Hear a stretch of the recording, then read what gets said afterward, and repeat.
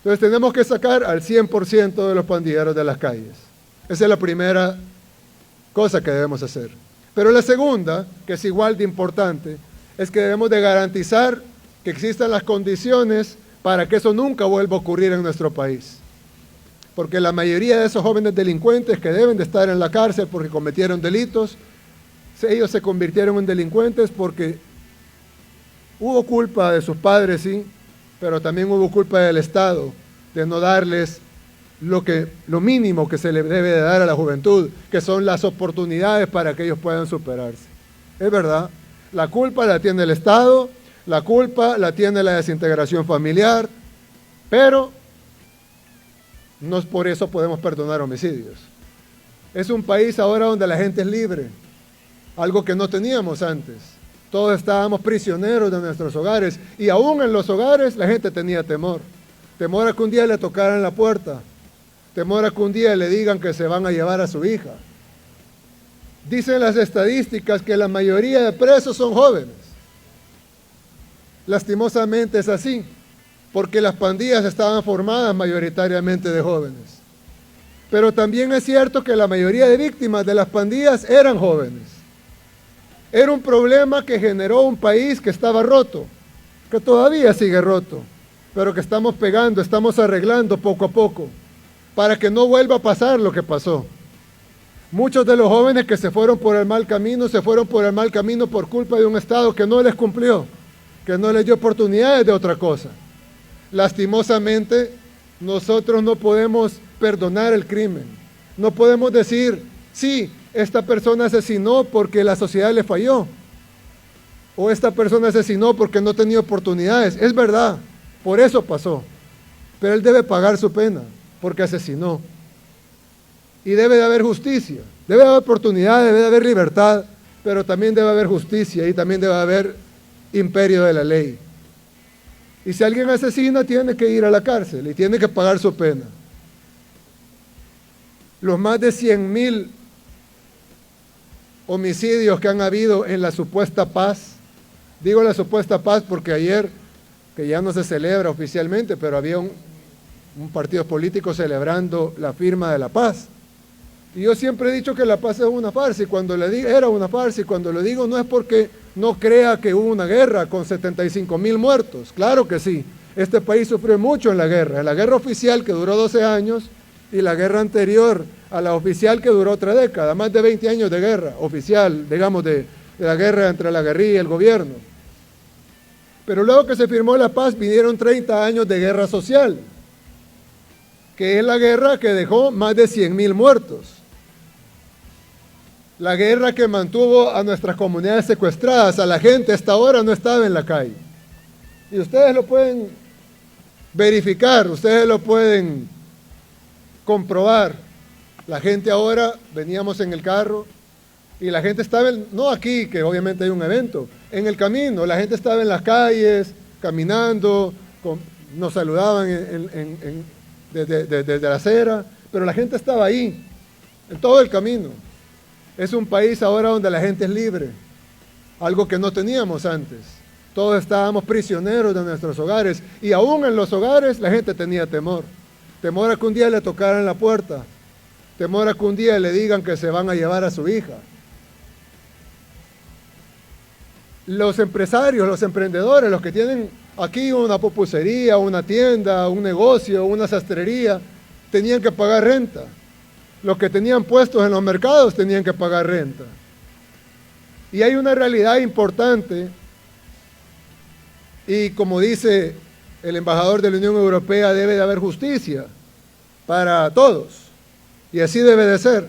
De hecho, yo me refería a un tema en el evento anterior, y yo decía que ha habido casos, y me los he visto, me los han reportado, de personas inocentes que han sido arrestadas. Y yo le preguntaba a la gente y le decía, díganme una policía en el mundo, una, que no arreste a un inocente, que solo arreste culpables. No existe. ¿Por qué? Porque por eso hay un sistema judicial. Si las policías no cometieran errores y solo arrestaran culpables en algún país del mundo, no estoy hablando de El Salvador, cualquier país del mundo desarrollado, ustedes digan el nombre, piensen en el país que quieran, Si en ese país la policía solo arrestara culpables, no fueran necesarios los juzgados, no fuera necesaria la fiscalía, no fueran necesarios los abogados defensores. Porque si todos son culpables, ¿para qué van a haber juzgados? ¿Para qué va a haber un sistema de justicia? En El Salvador, al igual que todas las policías de los países desarrollados, la policía trata de arrestar únicamente culpables. Pero cuando hay errores humanos, hay un sistema judicial que debe garantizarles la justicia. Y es por eso que han habido, no de ahora en adelante, de aquí para atrás, han habido más de 3.000 liberaciones de inocentes. Pero eso no quita que hay casi 60.000 culpables. Porque, ¿y quién cometía los delitos, pues? Porque de repente para algunos, sobre todo en la oposición, en este país no habían delitos. Aquí nadie renteaba, nadie asaltaba, nadie robaba, nadie violaba, nadie mataba. No pasaba eso.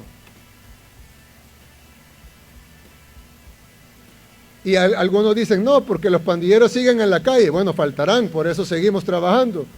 Pero, ¿y por qué desaparecieron casi los homicidios?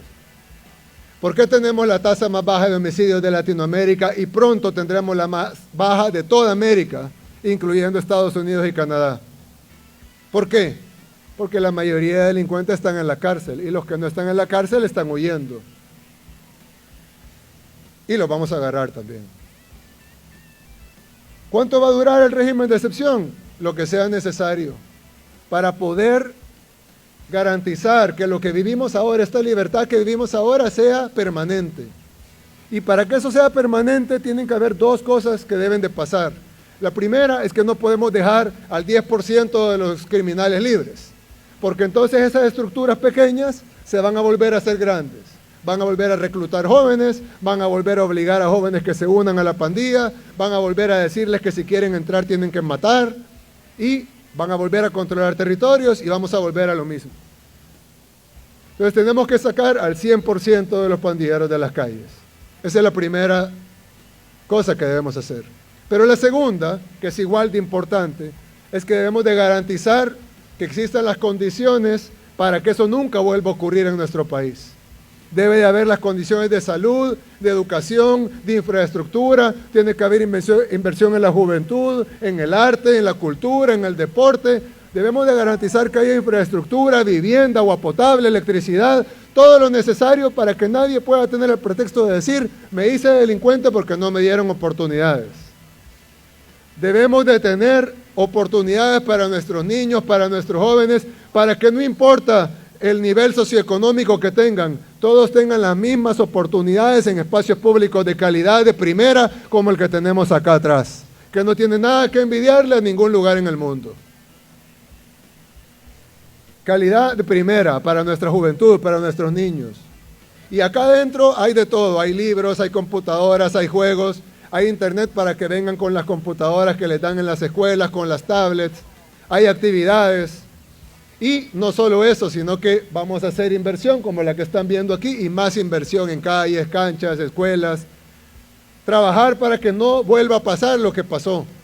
Porque la mayoría de esos jóvenes delincuentes que deben de estar en la cárcel porque cometieron delitos, ellos se convirtieron en delincuentes porque hubo culpa de sus padres, sí, pero también hubo culpa del Estado de no darles lo mínimo que se le debe de dar a la juventud, que son las oportunidades para que ellos puedan superarse. Es verdad, la culpa la tiene el Estado, la culpa la tiene la desintegración familiar, pero no por eso podemos perdonar homicidios. Y no te olvides de seguirme y darle like, la única que trae lo exclusivo.